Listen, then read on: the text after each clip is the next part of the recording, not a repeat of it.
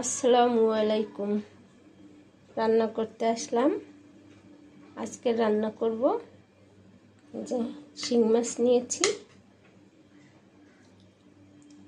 তো শিং মাছটা আমি আলু দিয়ে রান্না করব। আলু কেটে নিয়েছি, সব কিছুই দুই কেটে রেডি করে নিয়েছি। তো দেখতে থাকেন। মাছের ডিমও হয়েছে শিং মাছে, এই যে শিং মাছের ডিম।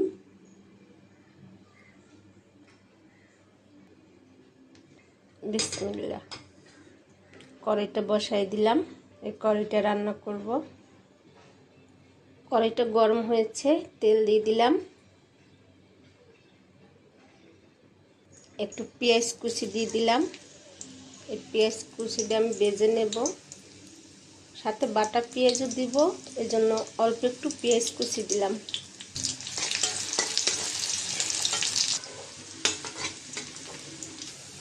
পেঁয়াজটা ভাজা হয়েছে, এখন আমি মশলা দিয়ে দিব। পেঁয়াজ বাটা, রসুন বাটা, অল্প পরিমাণ আদা বাটা, লবণ, মরিচের গুঁড়া দিয়ে দিলাম, হলুদের গুঁড়া, ধনিয়ার গুঁড়া। মশলাটা কষাবার জন্য পানি দিয়ে দিলাম।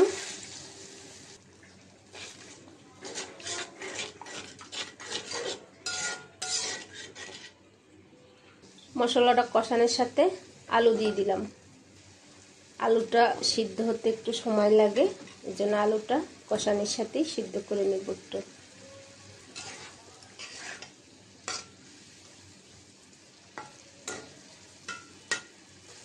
ঢাকনাটা দিয়ে রাখলাম।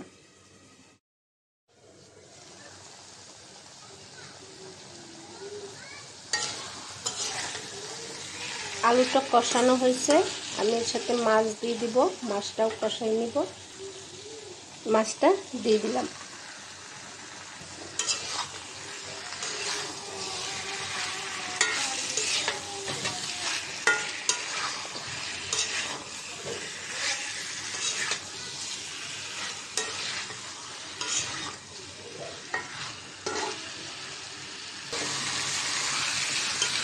মাছটা কষানো হয়েছে, আমি আপনার সাথে ঝোল দিয়ে দিব।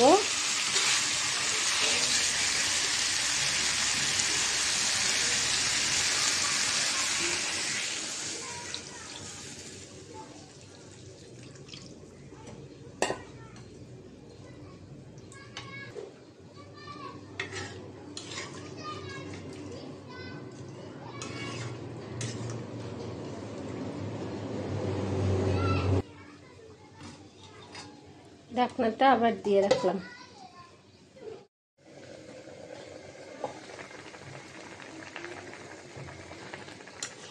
শিং মাছের তরকারিটা বলক এসেছে, একটু নাড়াচাড়া দিয়ে দিলাম।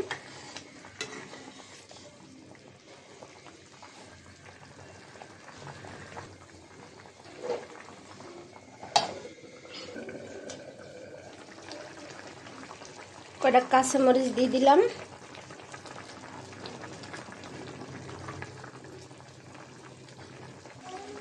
তরকারিটা হয়ে এসেছে, একটু জিরার গুঁড়া দিয়ে দিলাম।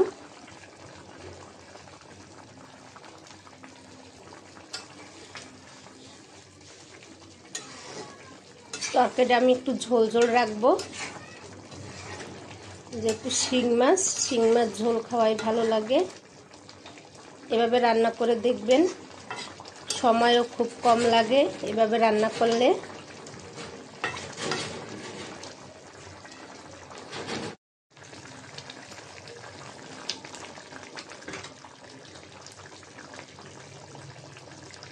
তো হয়ে গেছে আলু দিয়ে শিং মাছ রান্না করা। তরকারিটা আমি নামিয়ে নিব। তো আজকে রান্না করলাম আলু দিয়ে শিং মাছ। এ পর্যন্ত সবাই ভালো থাকবেন। আল্লাহ হাফেজ।